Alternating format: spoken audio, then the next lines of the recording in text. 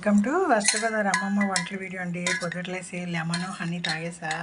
సరే ఇప్పుడు టిఫిన్కి అండి ఇడ్లీలు దోశలు అవి తినడం మానేసాను. ఏదైనా ఫ్రూట్ తినడం, లేదంటే ఇదండి 4 బాదం పప్పులు, 4 ఖర్జూర పళ్ళు, ఒక రెడ్ బనానా ఒకటి వేసేసి మిక్సీలో తాగేస్తున్నాయండి. ఇంకా అంతే. మధ్యాహ్నం ఏదో లైట్గా భోజనం చేయడం.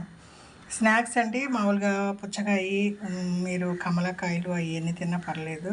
అలాగే నేను మజ్జిగ అండి ఫ్రిడ్జ్లో పెట్టడం లేదు, నైటే మజ్జిగ చేసి పెట్టుకుంటున్నాను. కొంచెం పొలవనిచ్చి దాంట్లో కొంచెం అల్లం, పచ్చిమిరపకాయ, కరివేపాకు వేసి ఉప్పేసి నిమ్మకాయ పెట్టుకుంటాను అండి. ఒక్కోసారి నిమ్మకాయ వేసుకోను. తాగితే కమ్మగా కారంగా టేస్ట్గా ఉంటుందండి. మనం ఏం తినలేదన్న ఫీలింగ్ ఉండదు మజ్జిగ తాగుతా. ఇదండి నేను ఏదో స్టార్ట్ చేశాను.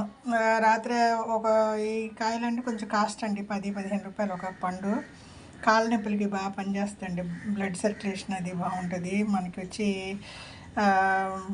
ఇదంటే పొటాషియం అది ఎక్కువ ఉంటుందండి. కాళ్ళ నొప్పులు అవి తగ్గుతాయి. సరే అనేసి కొనుక్కొచ్చండి. రోజు ఒకటి తింటే చాలు. ఇదిగోండి చిలకడ దుంప ఆవిరిలో ఉడికించాను. నీళ్ళల్లో ఎప్పుడు ఉడికించకూడదండి. ఇది ఒక్క దుంపే 1/2 కిలో ఉంది. మీరు ఎప్పుడు చిలకడ దుంపలు కొన్నా వెయిట్గా లావుగా ఉన్నది తీసుకోవాలండి. చిన్న తీసుకుంటే నీరుగా ఉంటుంది. ఇది వచ్చి లావుగా ఉన్నది పొడిగా ఉంటుందండి. అలాగే మీరు నీళ్ళల్లో ఉడికించకూడదు.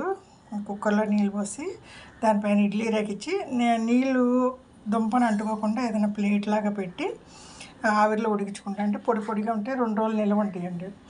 సరే అండి, నేను ఏదో డైట్ ప్లాన్ చేసి స్టార్ట్ చేస్తే కరెంట్ పోయింది. ఇప్పుడే వచ్చింది. సరే ఇప్పుడే వచ్చింది కదండి. ఇక ఇది ముక్కలు చేసి మిక్సీలో వేసి అది తిన్నా అనుకోండి, దిమ్మగా ఉంటుంది. మధ్యలో నాకు పుచ్చకాయ కోసి పెట్టుకున్నా, మజ్జిగ ఉంది.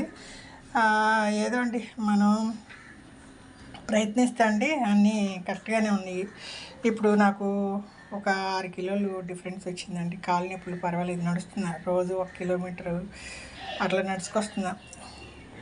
ఒక ఏదో గుడికి పెట్టుకోవడం, లేదని ఏమైనా సామాన్ కొనుక్కురావడానికి. నొప్పులు నడుస్తుంటే కాలు ఫ్లెక్సిబుల్గా ఉందండి. ఇంట్లో కూర్చొని టీవీలు చూడడం, కాలు అలాడేసి కూర్చుంటే ఇంకా బరువు చేస్తాయండి. ఎప్పుడు కాళ్ళని వాడుతూ ఉండాలి.